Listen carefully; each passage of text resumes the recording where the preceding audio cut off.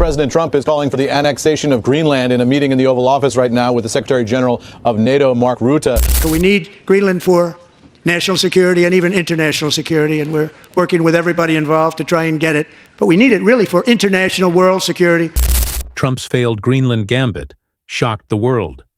For months, the U.S. president made headlines with his bold plans to annex the island, claiming Greenland should belong to the United States, one way or another. But what no one expected was Canada's unexpected rise to power. While the U.S. stumbled, Canada swiftly turned the tables, securing its place as the key player in Greenland's future. In a groundbreaking move, Canada, through a $3 billion mining deal with the Danish and Greenlandic governments, solidified its influence over the island's valuable resources.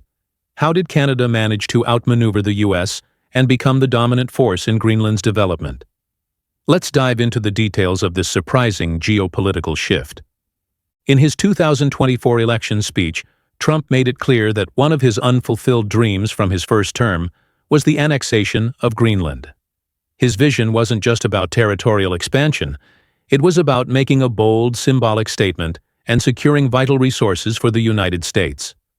Trump emphasized Greenland's strategic military importance, particularly its location in the Arctic, which could provide a significant advantage in monitoring Russian activities.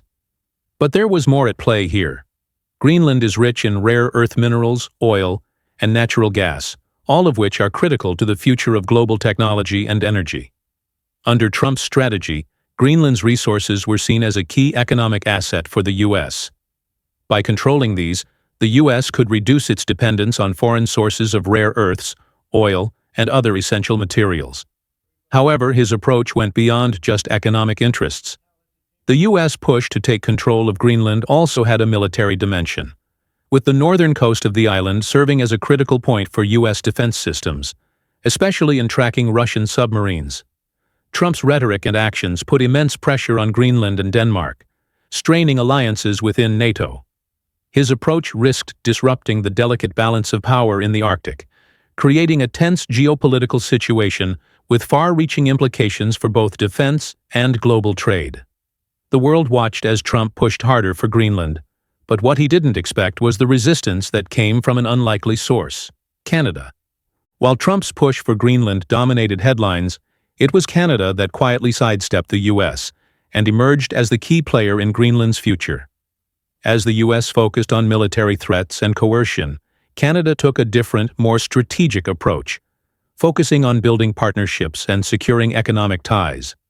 In a move that caught many by surprise, Canada introduced Greenland Resources Inc. and Amaroq Minerals, two Canadian companies, into the mix. These firms, backed by European financing, would lead the charge in developing Greenland's valuable mineral resources, from rare earth metals to gold. Canada's success was not just in having the right companies in place, it was in its ability to align itself with Europe's critical raw materials strategy.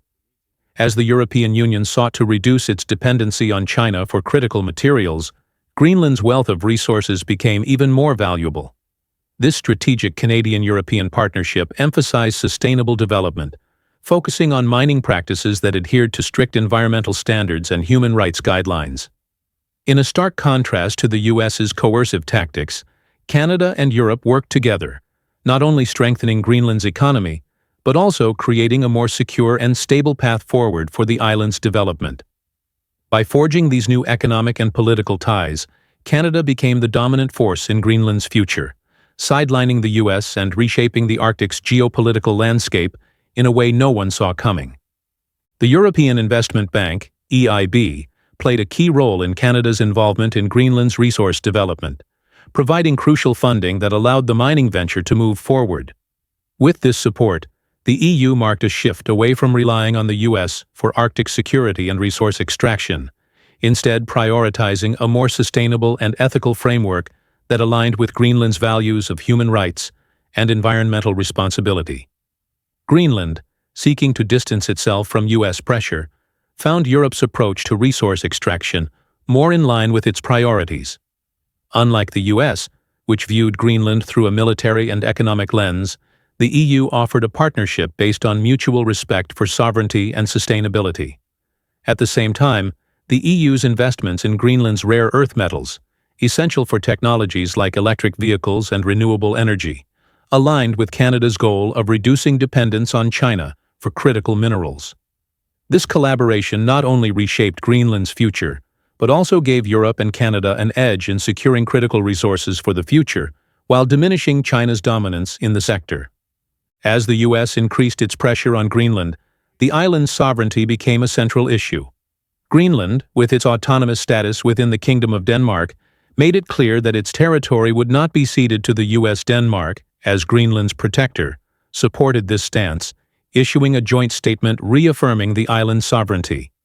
Greenland was determined to retain control over its resources and future, despite U.S. threats. Trump's repeated claims that the U.S. would take Greenland one way or another raised significant geopolitical concerns, especially within NATO. Denmark warned that any coercion by the U.S. could threaten the alliance's unity. Greenland also pushed back legally and politically, rejecting U.S. attempts to negotiate on Washington's terms. Greenland's leaders emphasized their commitment to sovereignty, seeking alternative partnerships, especially with Europe, to secure their future without U.S. interference. As Canada took the lead in Greenland's resource development, the U.S. was caught off guard, facing both military and economic consequences. With Canadian and European companies now controlling Greenland's rich resources, the U.S. had to rethink its strategy. The entry of these companies into Greenland's mining sector shifted the Arctic balance of power, creating a geopolitical domino effect. Congress quickly opposed Trump's aggressive plans, citing concerns over environmental damage and strained NATO relations. Democratic senators warned that military intervention in Greenland could harm the fragile Arctic ecosystem and alienate European allies, further isolating the U.S. At the same time, the development of new supply chains for critical materials, like molybdenum, complicated matters for U.S. industries.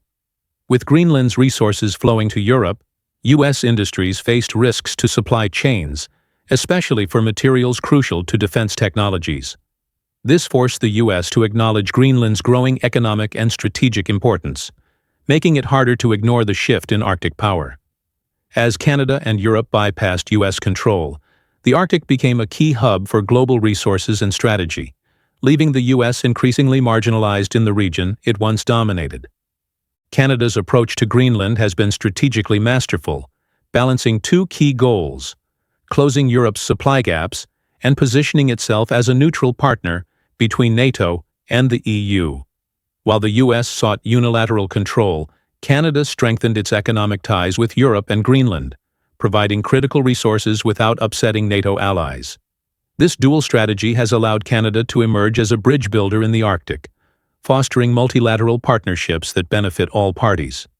Canada's involvement in Greenland is part of its broader Arctic buffer strategy, ensuring both regional stability and the protection of its own northern territories. Rather than confronting the U.S. directly, Canada has invested in Greenland's economic development alongside Europe, avoiding escalation while securing its interests.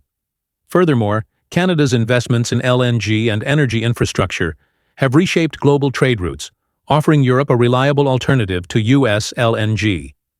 This strengthens Canada's position in the global energy market while promoting energy independence for Europe. Through these strategic moves, Canada has established itself as a key player in the Arctic, positioning itself as a sustainable resource supplier and a neutral power broker in a shifting geopolitical landscape. The Arctic is no longer just a frozen wasteland. It's a strategic chessboard where every move has global implications. As the U.S. doubled down on its aggressive approach to Greenland, Canada, with the support of Europe, quietly shifted the balance of power in its favor.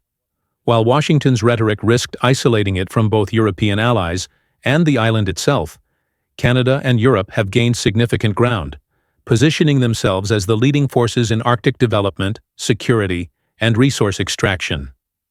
In the end, the U.S. lost out on Greenland, and it's Canada, backed by Europe's investments, that has emerged as the dominant player in Arctic affairs. With its sustainable development strategies, neutral diplomatic stance, and investments in key industries like rare earth minerals and LNG, Canada has shown that it can take charge where the U.S. failed. The big question now is whether Canada will continue to shift the global balance of power in the Arctic, Or will Washington attempt to reclaim its lost ground with new tactics? One thing is certain. The Arctic is no longer just a region of ice and snow. It's a geopolitically charged zone where future alliances will be forged, and Canada is poised to lead the way. If you found this video helpful, please consider tapping the Super Thanks button to support us. Your contribution helps us continue producing bold, insightful reporting.